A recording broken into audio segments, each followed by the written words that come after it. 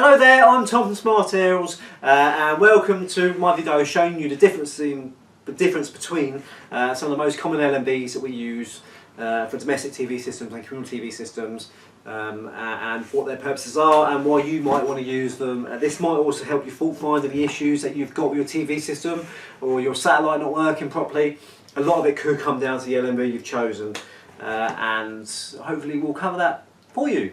So without any further ado, let me begin. I'm going to start from my left to my right, so that's probably your left to my right. But here we go. So here we have a Universal Quad LNB, not quad, a Universal Single LNB. Now this is that's pretty much what it says. It goes into your dish, and the signal will bounce off the back of the dish, come onto here, where it'll be oscillated and go onto your coaxial cable.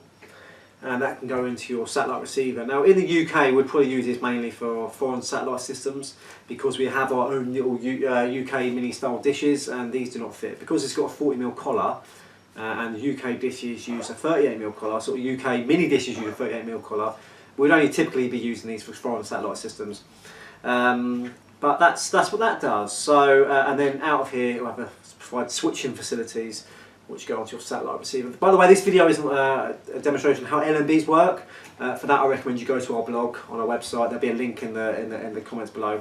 If you're interested in how LNBs work and all that sort of stuff. This is just going through different types of LNBs that are on the market, or some of the most common ones. So that's what that does. Now, going to probably our most common LNB in the UK. This is a Quad LNB. For a UK style mini dish. Now this has a couple of changes from that type.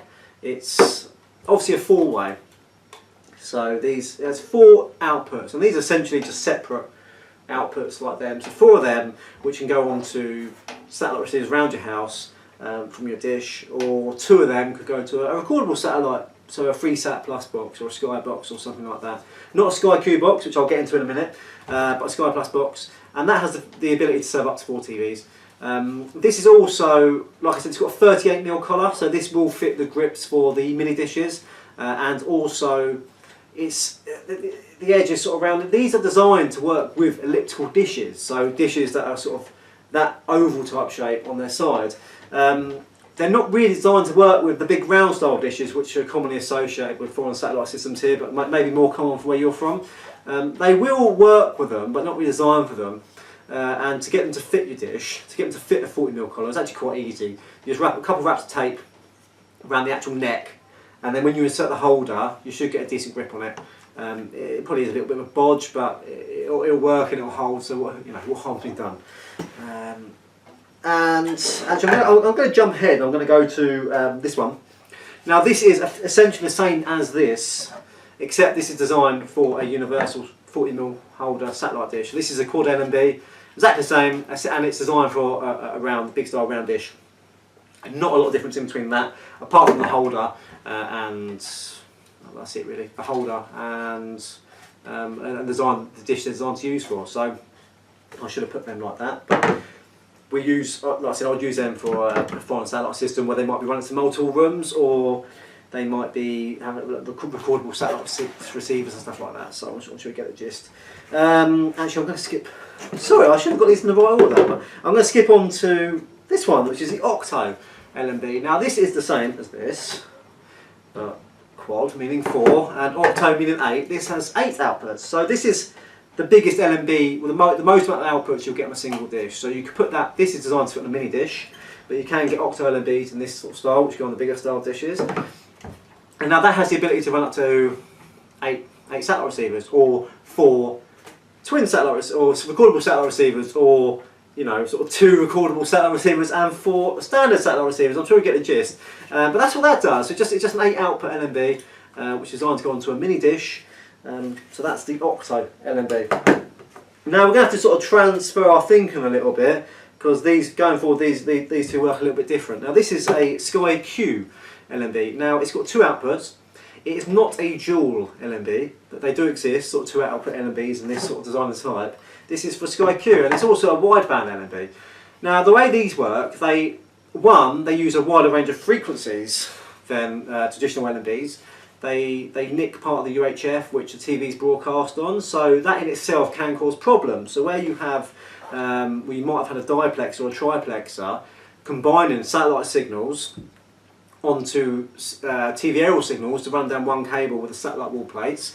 If you haven't already, I recommend going back and watching our video on the different types of aerial wall plates, because that will tell you how satellite quadplex and triplex wall plates work.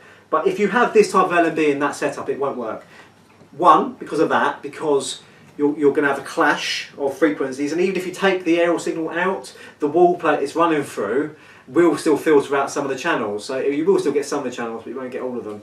And number two, these don't switch. So with these type of LNBs, when you select certain channels on your satellite receiver, these will send they'll either change the voltage, which will switch the group of channels you're on, so it'll be like a 13 volt or an 18 volt change, or they'll send a 22 kilohertz tone, which will tell it to go from high band to low band. So they switch. So at any one time, you can only access a quarter of the channels on one of the outputs, which is also one of the reasons why you can't split satellite signals, because if you split a satellite signal and you then go into your second TV, the second TV is going to be restricted with what you can watch, even if you have set it up in a master slave situation where you get the voltages. I'm not going to go into that because again that's not the purpose of this video. But this one, it separates the horizontal and the vertical. So all the horizontal polarized come out this one, and all the vertical polarized come out this one. It does actually say on it, you probably won't be able to say it, it says V and H. And because it doesn't switch, but it does separate them by horizontal and vertical polarization, you still get about, pretty much, I think you actually get more bandwidth actually, because it nicks part of the UHF. So there's a lot of benefits to this. It will cause some issues. Just to make you aware, the Sky Q LNBs are not dual LNBs. They don't switch. They use a wide range of frequencies, and they separate horizontal and vertical polarizations. And if you get an issue with one of these, you're going to lose half your channels basically. And so that's sort of Universal LNBs, Sky Q LNBs. Now there are hybrid LNBs on the market which will sort of combine the principles of a Quad LNB and a Sky Q LNB. So you have so they do two things at once. So you can have a Sky Q box in one room and a traditional satellite receiver in the other. There's also some LNBs on the market which are still very new at this moment in time, which are called DSCR LNBs, which will allow you to set your Sky Q box up in a single feed mode. So obviously with these type of LNBs, where you just got a view in the Sky box, you only need one cable unless you want to be able to record more. But with Sky Plus, although you need two cables to watch and records, you could still click on one cable and just watch. But with Sky Q, you need two cables. So you need a twin cable, because otherwise you'll be missing half the services. It's not always feasible, it's not always possible to run more cables, so they have brought this technology out, DSCR technology, and you would plug in the DSCR LNB and you'll set the Sky Q box to DSCR mode, and then you can do it over the one cable. I haven't got an example of that at the moment because they're still very new and they're still quite hard to get your hands on. Sort of a lot of big companies are probably snapping them up in thousands of numbers, which we haven't been able to get our hands on them yet, but we haven't really needed to at the moment. So I'm going to stop waffling on about that one. I'm going to take you to our Quattro LNB. Now, again, a Quattro LNB is not the same as a Quad LNB. What a Quattro does, thinking back to when I was saying about how the satellite receiver sends different commands up to your dish, the 13 volts, the 8, so it'd be like the 13 volts, the 18 volts, high band, 13 volts high band, it will switch between them at any one time. There's also where you can't split them. But with this, a Quattro LNB, this provides them all separately. So that has some benefits. So whereas the most you can get on a traditional LNB is 8 outputs. With a Quattro LNB, it's virtually limitless, because you can run all the 4 bands into more equipment, which I'll get to in a minute, and you can pretty much run the TV signal to as many as you want with the right equipment. So you could serve 100 TVs like we do with communal TV systems, and it's all fed off a Quattro LNB.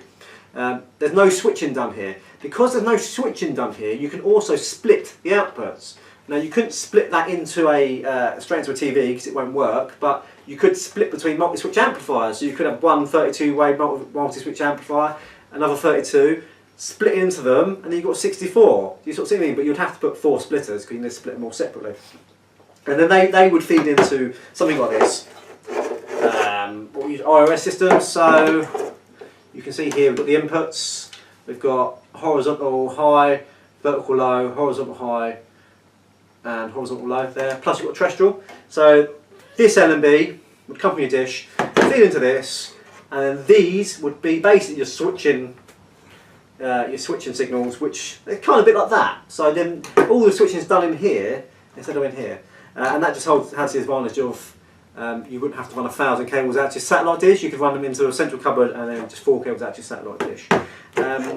There are other types, makes and models of LNBs on the market. I don't have them with me today, so I can't give you a demonstration. Just to make you aware, these are probably the most common ones you're ever going to come across, certainly in the UK here.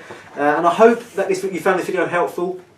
Maybe you found some issues when you've migrated from Sky Q to, from Sky to Sky Q. Hopefully this will answer your questions or any other questions you might have regarding satellite. So I hope you liked this video. If you did like it, please do give it a thumbs up. If you have any questions about anything I've talked about, please leave it in the comment section below. I'll be delighted to answer them. And that's it. So please do subscribe to our YouTube channel. I'd very much appreciate that. And bye.